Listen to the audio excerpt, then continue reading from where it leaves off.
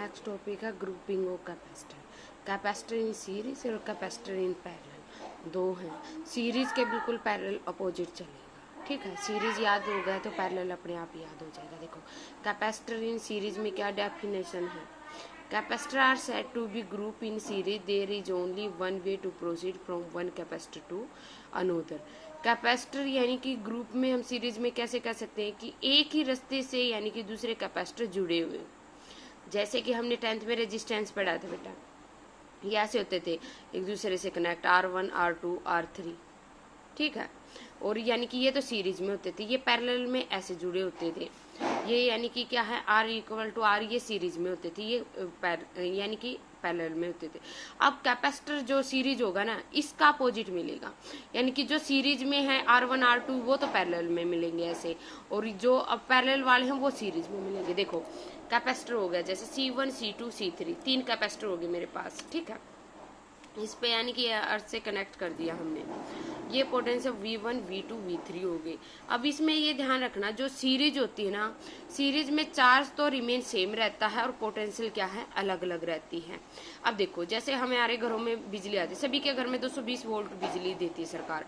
ये थोड़ी है जैसे हमारे घर में अलग अलग जो फ्रिज हैं, इन्वर्टर है, सॉरी ये रेफ्रिजरेटर वगैरह है, जो कुछ भी है, हर किसी के लिए हम 220 वोल्ट थोड़ी मांगते हैं, ठीक है। वो तो करंट सभी का अलग अलग होता है, कोई ज्यादा लेता है कोई कम लेता है। तो यानी कि इस चीज को समझो कि सीरीज चार्ज तो रिमेन सेम रहेगा और हमारी पोटेंशियल क्या होगी डिफरेंट डिफरेंट होगी, ठीक है। यानी कि जो सीरीज है, अब देखो इसमें क्या होगा, यानी कि सेम उसी में या क्या पैरेलल में क्या होगा, चार्ज तो डिफरेंट रहेगा फिर, और यानी कि पोटेंशियल सेम रहेगी। अब देखो जैसे पोटेंशियल ये थी, पोटेंशियल तो इसमें अलग अलग मिलेगी हमें, जैसे हमें V1 कुछ और दे दिया, V2 V3, और चार्ज क्या सब में सेम रहेगा। देखो जैसे इस कैपेसिटर का फार्मूला Q बाई V होता है, V निकालेंगे तो Q बाई CS, CS से इसलिए लिख दिया मैंने सीरीज में है।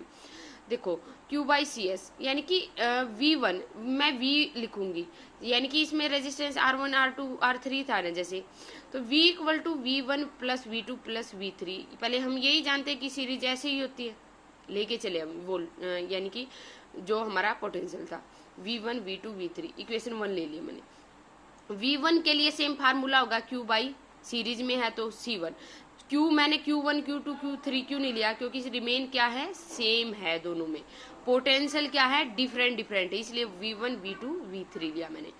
कैपेसिटर C1 C2 C3 अलग अलग है। अब देखो पुट ऑल वैल्यूज मैं इक्वेशन 1 में पुट कर सकती हूँ, V1 V2 Q by C1 Q by C2 Q by C3 आ गया। Q बाई CS, Q को कॉमन निकालिया 1 by C1 C2 C3, 1 by CS series में क्या आ गया 1 बाई आ गया ना C2 C3।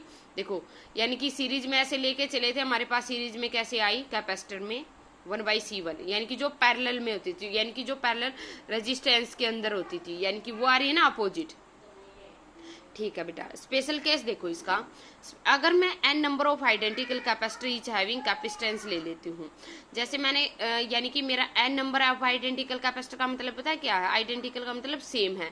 जैसे 1 by C 1 by C n तक ले लिए मैंने, 1 बाई C1 1 n तक, 1 से n तक है, तो मतलब कि इसका मतलब यहाँ 5 n की वैल्यू यहाँ दी मिलेगी आपको, n बाई C हो गया, जैसे CS by C by n हो गया।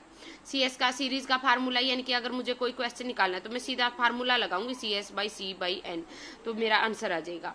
अगर कैपेसिटर में C1 C2 C3 की वैल्यू दे दी और सीरीज में निकालना है तो मैं सीधा फार्मूले में पुट करूंगी 1 by C1 1 by C2 1 by C3 1 by 2 1 by 3, इसको सोल्व करके 13 बाई 12 आ गया, और CS की वैल्यू निकाल दूंगी, वहां से निकल दूंगी।